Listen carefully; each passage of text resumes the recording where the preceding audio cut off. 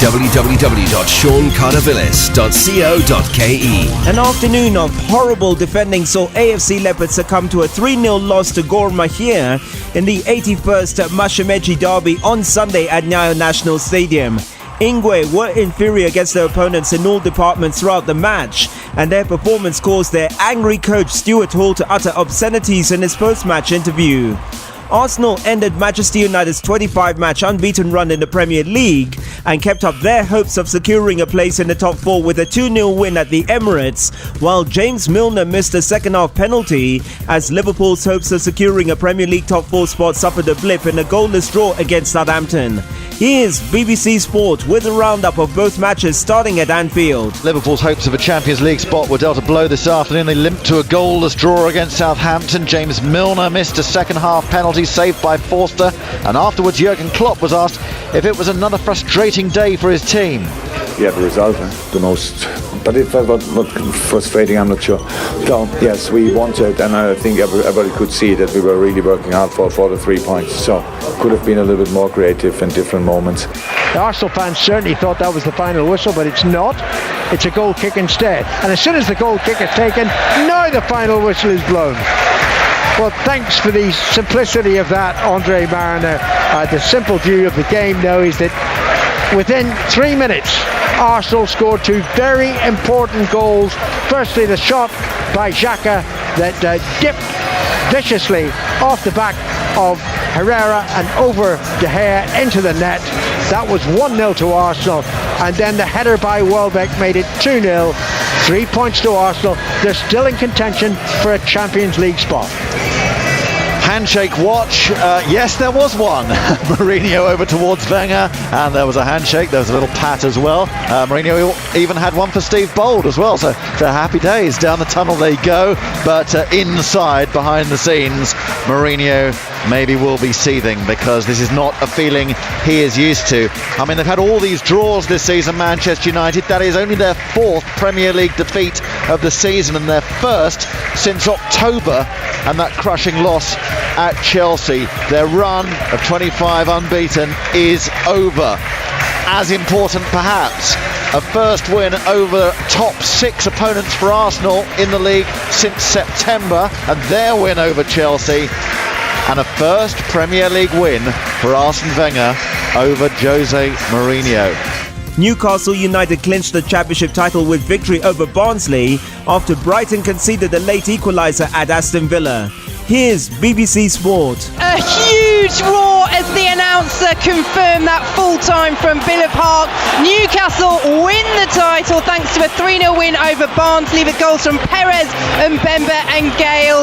And the players in a huge huddle, all shaking hands, jumping all over each other. Rafa Benitez said before this game that there would either be a smile or a big smile, because they'd already secured promotion. And I can tell you there is a massive smile on the face of Rafa Benitez. He surprised a lot of people when he decided to stay at Newcastle last summer and lead them in the Championship, and he now takes them into the Premier League as title winners.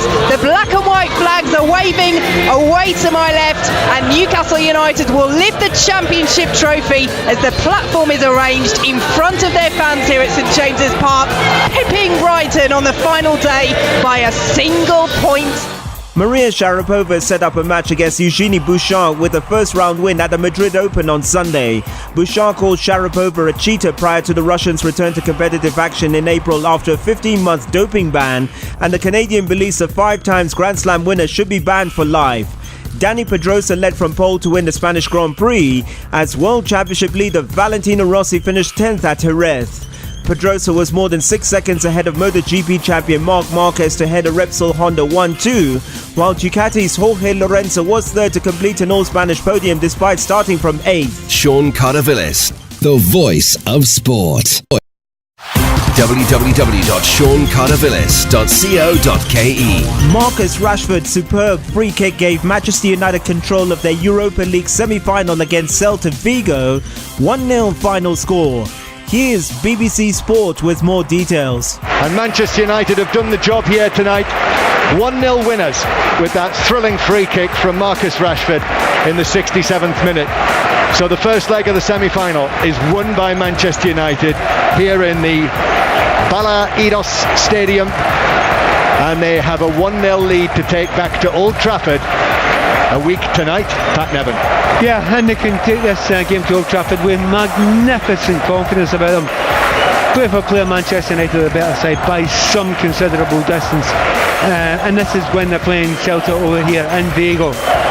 They scored 1 goal, they could have got maybe 2 or 3 goals, but that's been the story of Manchester United's season. But for Celta Vigo to go to Old Trafford against the Manchester United team that have got so much strength, power in various areas of their side, it is a lot to ask for them to overcome Manchester United. Said right at the beginning of the show tonight, Manchester United turn up with the right attitude and have the right fight, they'll be okay not only in the tie but in this tonight. Well, they did that. There's nothing wrong with the attitude, Manchester United tonight.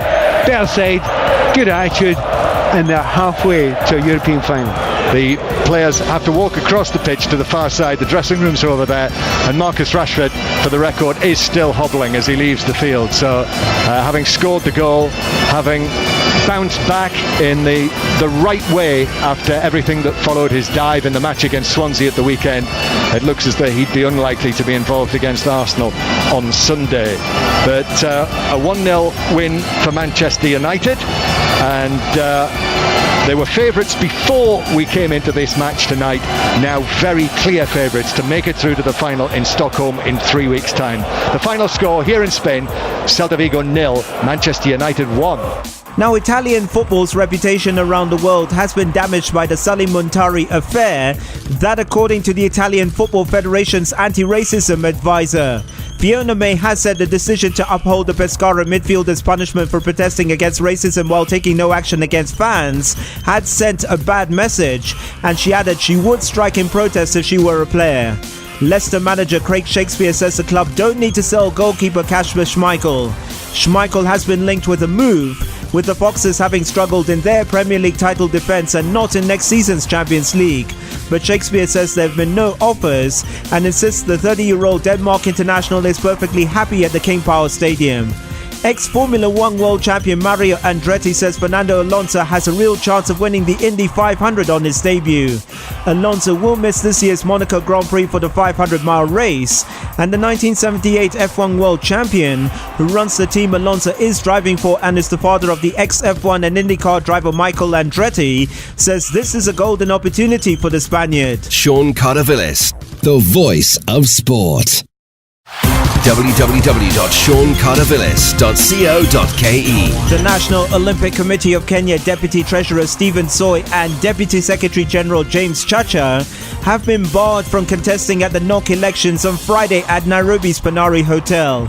The candidature of NOC Secretary General Francis Paul also hangs in the balance after his case was put on hold until he submits a certificate of clearance from the Kenya Revenue Authority.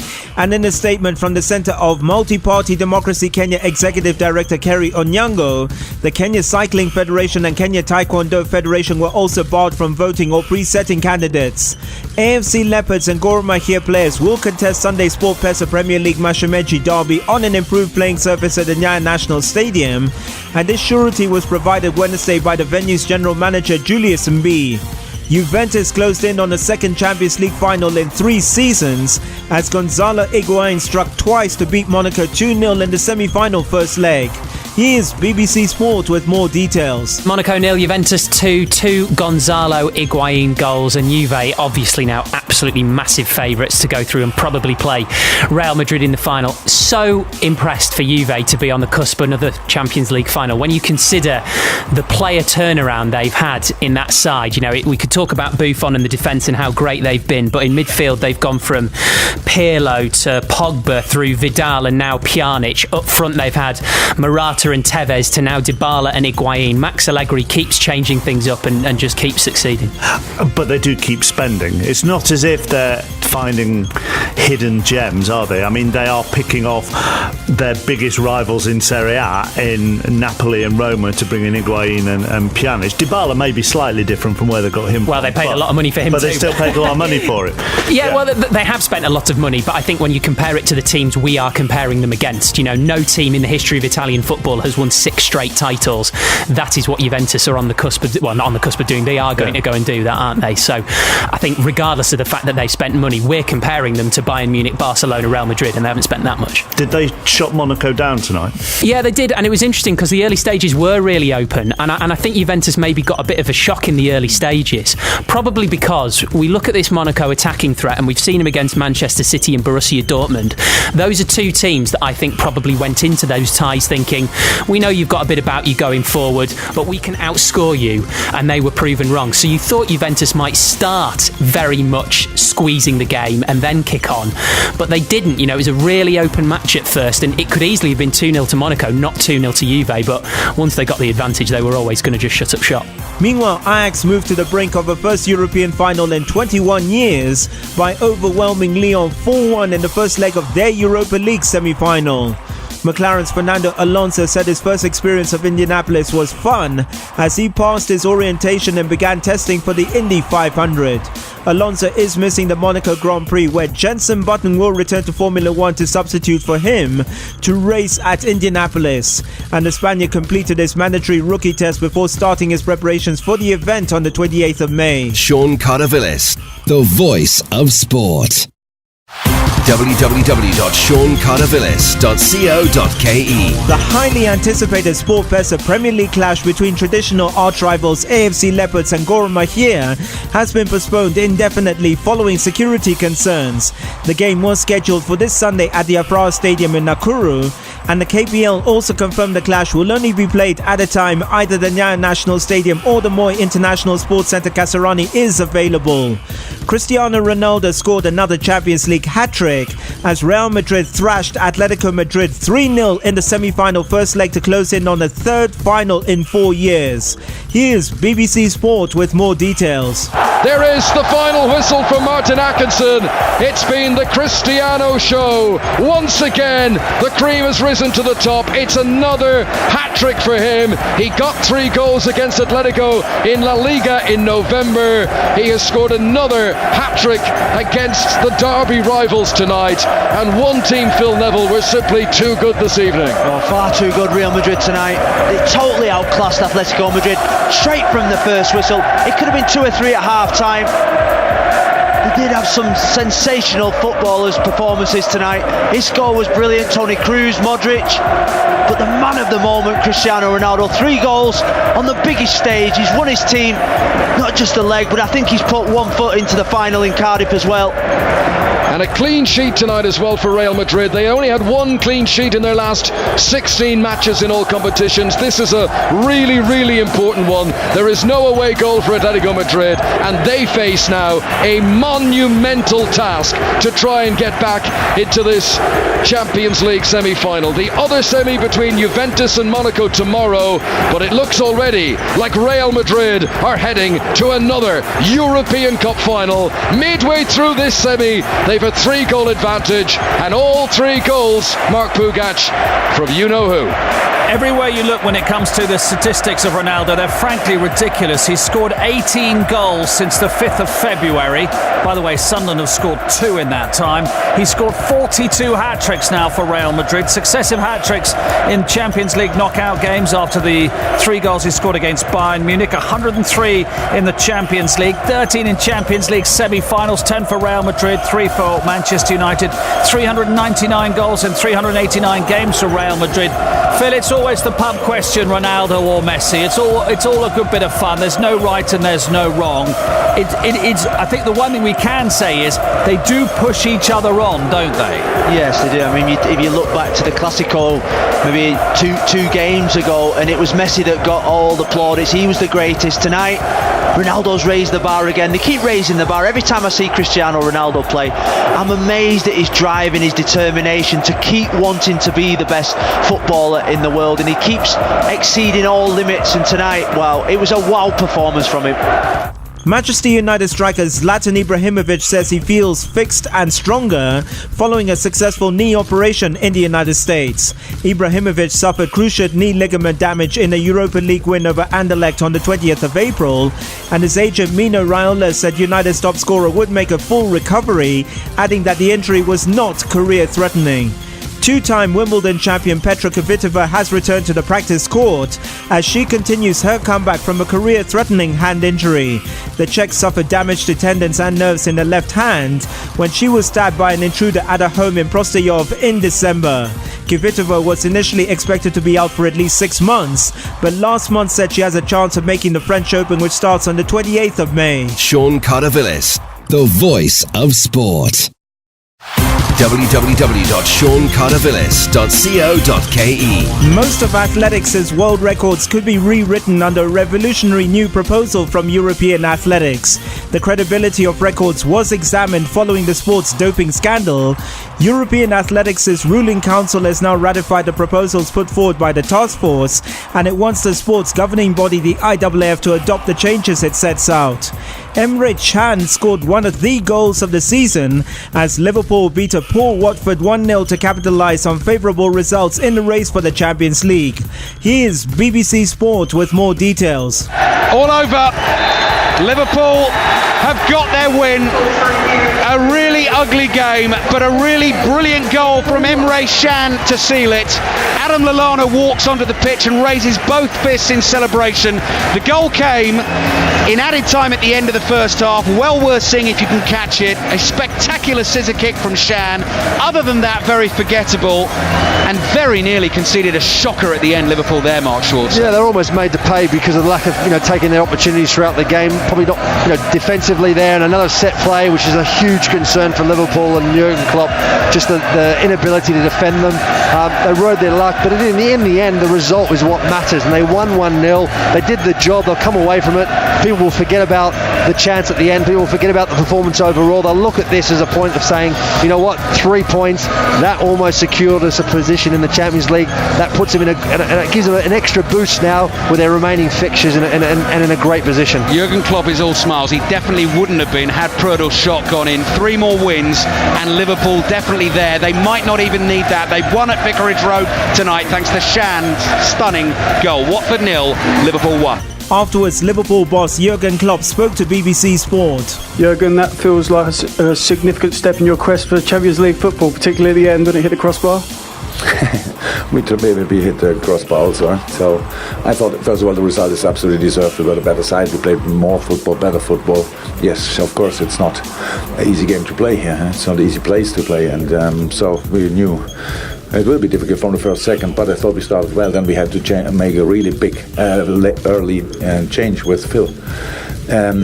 Bring Adam, who, how everybody could see, is in a really good shape, but unfortunately not for the whole game or so. When was it changed? After 6-7 minutes? Yes, yeah. So 12 minutes. We knew maybe we have to change him again. But he did fantastic. But of course, bringing this freshness a little bit later, how you can imagine it, that would have been really nice in this game. But we worked hard, we passed a lot, we stood patient enough, we created the moments, we scored a fantastic goal, and of course we couldn't imagine that we will score a bicycle kick or whatever, however you say, but actually the space and the run, what we did on the training pitch last week, so I'm really happy about the goal. That Emre then is doing something like this is really nice, yeah, it's a wonderful result for us, which we were really hard working for, but now we have the 3 points and can go back and start concentrating on the next game. Real Madrid boss Zinedine Zidane says past victories over Atletico Madrid will count for nothing when they meet in the Champions League semi-final. Real beat their neighbours on penalties in last season's final and had a 4-1 extra-time win in the 2014 showpiece. Real forward Gareth Bale is absent with a calf injury, while Atletico fullback Juan Fran is out with a thigh problem. England all-rounder Ben Stokes hit his maiden 2020 century as rising Pune supergiant beat Gujarat Lions by 5 wickets at the Indian Premier League. Stokes came out to bat with Pune on 10 for 3 and hit 103 from 63 balls with 7 boundaries and 6 sixes. Sean Carter-Villis, the voice of sport. www.seancartervillas.co.ke. Marouane Fellaini was sent off for headbutting Sergio Aguero as Manchester City and Manchester United fought out an attritional goalless draw at the Etihad Stadium to leave their hopes of a place in the Premier League's top four still in the balance. Here's BBC Sport with more details. It's a share of the spoils. Manchester City for now remain in the top four, and Manchester United remain outside the Champions League positions. It's a night in which they hit the post, Manchester City, but they could not beat David De Gea. And Manchester United, who finished the game with 10 men, they had chances of their own, most notably the header from Herrera that might have put United in front before half-time. I think significantly, looking at the body language, the Manchester United players, particularly the defenders, are celebrating down there. There is lots of backslapping and hugs and turning to the visiting Manchester United fans who are all cheering. They feel the moral victory might well be theirs, finishing with the 10 men. I've got to say, Man United came with a game plan and with counter-attacking football, and they've sat deep. They've just basically said to Man City, come and beat if you can. And you've got to give United credit. City hasn't really created enough chances to win the football match. Man United always carried a slight threat on the break or a set piece, but City, let's be honest, have been quite disappointing tonight. And almost the fairy tale return from injury for Gabriel Jesus, who suffered that broken foot against Bournemouth February 13th. Tonight, the first we've seen of him since that injury. He got the ball in the back of the net. It was only marginal, but he was offside. Correct decision from the officials, but that could have been the dream return for him. And I think Aguero's part in the sending off of Fellaini will be discussed as well, much in the aftermath of this. But no doubt that Fellaini does angle his head downwards, does prod his forehead out towards Aguero. And it's not the sort of headbutt you'd see outside a pub on a Friday night, but it's the kind of headbutt that gets you sent off in football. It was a definite red card. We saw, he's going to say he didn't do it, but we saw the benefit of the replay and whatever, and you could see he did put his head onto Aguero's, and Aguero, all right, goes down very easy. But that's modern football. Players gather around, they want him sent off, and he got sent off. But overall, Mourinho would be pleased the way they've defended, not really offered a lot going forward, but City, they're still kind of, you're looking for Sane or Sterling to take people out of the game and get the cross in, get the shot. Didn't happen tonight. Man United defended very, very well. Jose Mourinho would have loved to win this game, of course he would have, but priority number one tonight was do not lose, and that objective has been achieved. They finish with 10 men, Manchester United, but they take a point from the Etihad. 0-0. Now, French prosecutors are investigating the bidding process for the 2018 and 2022 World Cups and have questioned former FIFA President Sepp Blatter. France's National Public Prosecutor's Office began examining the bid to award the tournaments to Russia and Qatar respectively last year, and Le Monde reports that prosecutors are looking into allegations of corruption. The Football Association says Joey Barton's 18-month suspension from all football activities was the shortest possible ban it could have imposed after he breached rules on gambling. The Burnley midfielder has admitted he's addicted to gambling, but the FA said a dismissive attitude to the rules was also a factor. Lewis Hamilton says Mercedes will not impose team orders as a matter of course, but are aware they may be necessary in the title fight this year. Teammate Valtteri Bottas was ordered to move aside so Hamilton could attack eventual winner Sebastian Vettel of Ferrari in the last race in Bahrain, but Hamilton said ahead of Sunday's Russian Grand Prix, quote, "Our approach is the team need to win," unquote. Sean Carter-Villas, the voice of sport. www.seancartervillas.co.ke. Lionel Messi scored twice as Barcelona retained their La Liga lead with a thumping 7-1 win to relegate Osasuna. The defending champions are level on points with Real Madrid, who beat Deportivo La Coruña 6-2 later on Wednesday and have a game in hand. Tottenham kept up pressure on Premier League leaders Chelsea as Christian Eriksen's superb long-range strike secured a hard-fought 1-0 victory at Crystal Palace. Here's BBC Sport with more details. Crucially for Tottenham, Christian Eriksen scored the only goal, and what a good goal it was as the whistle goes and Christian Eriksen is congratulated by Son Heung-min, the handshakes, and it is Tottenham's night. They only needed the one goal and they're back to within 4 points of Chelsea. Mark Schwarzer. Yeah, it wasn't a great game of football, was it? It wasn't pretty, but it doesn't matter at this stage of the season. Tottenham just needed to win, and they've done that. They've relied on the brilliance of Eriksen to score from nothing, and that's enough. And in the end, they played the game out really well. They finished it off very comfortably. Crystal Palace didn't have even a shot afterwards on goal, and Spurs showed their composure. Sam Allardyce and Sammy Lee applauding as they walk off the field. A defeat today, they're still not quite saved, 38 points, but this weekend at the top of the Premier League, Chelsea go to Everton, Tottenham are at home to Arsenal Sunday afternoon, 5 live commentary match, and there are only 4 points between them. So Tottenham winning 1-0 at Crystal Palace. Christian Eriksen's goal in the 79th minute, and it was won by that one moment of magic from Christian Eriksen. Mark Chapman. On a night when Arsenal beat Leicester by 1-0 thanks to a Robert Huth own goal 4 minutes from time, and Middlesbrough beat Sunderland 1-0. Mark de Roon with the goal there after just 8 minutes. We'll bring you reaction from the Emirates and the Riverside and from Selhurst Park as well. But as far as the Premier League table is concerned this evening, Chelsea are top, 78 from 33 games. Spurs have 74 from 33. Then come Liverpool with 66 from 34. Manchester City 64 from 32. Manchester United 63 from 32. Those two meet tomorrow night, and we'll have it covered here on 5 Live. Jason Mohammed presenting the show tomorrow night. Arsenal have 60 from 32 after their win. Everton 58 from 34. And at the bottom, Sunderland, after their defeat this evening, 21 from 33. They're now 12 points from safety with 5 to play. Middlesbrough have 27 from 34. Swansea have 31 from 34. In Germany, Ousmane Dembele's brilliant second-half strike took Borussia Dortmund through to the German Cup final as they came from behind to beat Bayern Munich 3-2 and play Eintracht Frankfurt. Maria Sharapova won on her return to action after a 15-month doping ban as she beat Roberta Vinci in the first round of the Stuttgart Open.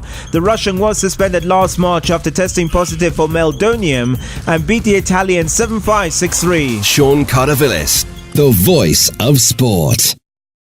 www.seancardavillis.co.ke. Chelsea restored their lead at the top of the Premier League to 7 points with a convincing 4-2 victory over Southampton at Stamford Bridge. Here's BBC Sport with more details. Well, there is the final whistle at Stamford Bridge tonight, and Antonio Conte walks onto the field having shaken hands with Claude Puel and claps his hands together, and it's a good win. It's a big win for Chelsea this here tonight, particularly having lost 2 of their 4 previous Premier League matches. This was the league game that followed the defeat at Old Trafford. Southampton made it tough for Chelsea in the first half. It was 1-1 approaching half-time when Romeo had equalised after Hazard opened the scoring, but Cahill and Costa's goals either side of half-time really swung it Chelsea's way. Costa scored again late on in the game, and that header from Ryan Bertrand at the end really just gave Southampton a little gloss of a second goal in the match. But good win, big win for Chelsea. Yeah, to mention again what we were talking about in the studio there is the pressure Chelsea were on because of what had happened recently, and when you look at it now in retrospect, things sometimes look a little bit different. They lost the game against Manchester United, but United, remember the run that United have been on. This is a team that hasn't lost for a long time. It was away from home, and it was almost a perfect storm against a manager who knew that team backwards, the Chelsea team backwards. Done a real job on them tactically. The other game that they blew, obviously, against Crystal Palace, you play that game 100 times again and Chelsea would probably win it with the chances they had. But they had to prove a point, and they've come out and done it. They played really well tonight in a very open and entertaining game. And it's another stab in the heart really for the Tottenham fans out there, because they need to go through a really tough one tomorrow. Chelsea don't want to slip up. Spurs cannot slip up. Just watching John Terry here, first time he's played since the announcement that he is leaving Chelsea at the end of the season, applauding the fans, slapping the badge on his chest with the palm of his hand, and off he goes. So Chelsea have completed the league double over Southampton this season, 7 points clear now of Tottenham after this 4-2 win over Southampton. So we'll just have to see how Tottenham are able to respond at Selhurst Park tomorrow night in our commentary match. Arsenal forward Alexis Sanchez will not be sold to a Premier League rival, according to manager Arsene Wenger. The 28-year-old Chile international, who scored Sunday's FA Cup semi-final winner against Manchester City, has a year left on his Gunners contract but is yet to sign a new deal. Wenger has yet to confirm his own future at the North London club, but says he's working on transfer targets for next season. Formula One is to focus research on a transparent shield device as bosses seek to finalize a frontal driver head protection system for 2018. A decision to prioritize a forward clear screen was made at 2 rule-making decisions on Tuesday. However, an FIA spokesman said that the controversial Halo device, which was tested by all teams last year, would be used next season if a shield did not work. Sean Carter-Villis, the voice of sport. www.seancartervillis.co.ke. Newcastle United secured an immediate return to the Premier League with a convincing 4-1 home victory over Preston. Here's BBC Sport with more details. There is the final whistle, and the Newcastle fans will hail the Rapolution. They will hail Rafa Benitez, because Newcastle United are back in the big time. They've beaten Preston North End by 4 goals to 1. Yedlin and Atsu embrace. The black and white scarves are held aloft, and Newcastle United make an immediate return to the Premier League. Well, that's what you call an efficient performance in terms of grinding the opposition down. Preston were in that game for long periods of time, especially on the counter-attack that caused the 2 Newcastle centre-halves all sorts of problems. Anita had a bit of a torrid time in the first half, not being able to deal with the wide men. But once they got the goal just before half-time, when Atsu hit her on the counter-attack, it always looked like Newcastle were going to go on. They got the penalty with Richie just slotted in lovely. And just Newcastle just was total control after that. Now is the time to buy and build and make sure this club doesn't have to play in this division again. Listen to the roar if Rafa Benitez, after embracing his coaching staff, now makes his way out onto the pitch. Rafa Benitez strides out onto the playing surface. He looks right and applauds the Gallowgate end. Clenched fist, and acknowledges all 4 sides of St James's Park as the Newcastle players in their black and white striped shirts are hugging each other and embracing inside the centre circle. But it's the name of Rafa Benitez that rings around this famous stadium. And Rafa Benitez deserves the credit and deserves the plaudits. He does, yeah, and it does help. The fans absolutely adore him here, and they did right from the start. Even when Rafa came in, it was 10 games to go last season. They got relegated. Rafa not to blame for that, obviously coming in a difficult situation. But they've given the backing the season supporters. They chant his name throughout the game. There's that corner section at the Gallowgate end that absolutely starts it off and loves him. And he's been backed by the supporters. When things have gone against, it's been the players. When things have gone well, it's Rafa. They want him to stay here. They know he's a big name manager. They know he's a class act. He's had a calmness about him throughout the whole season. He's never panicked. And he's got Newcastle back to where they belong in the Premier League. But he knows now he needs money. This will be an interesting summer to see whether he gets the money that he deserves to try and put this club back where it belongs. Serena Williams says Ilia Nastasi's recent comments about her unborn child are racist and has given her backing to a full investigation. The former world number 1 was heard speculating whether Williams' child could be chocolate with milk, and Williams is due to give birth to her first child in the autumn. Maria Sharapova's first opponent following her 15-month doping ban has questioned the decision to give the Russian wildcards on the WTA Tour. Sharapova placed Italy's Roberta Vinci in the first round of the Porsche Grand Prix in Stuttgart on Wednesday, and the 30-year-old's wildcard entry has already been called disrespectful by ex-world number 1 Caroline Wozniacki. Sean Carter-Villis, the voice of sport.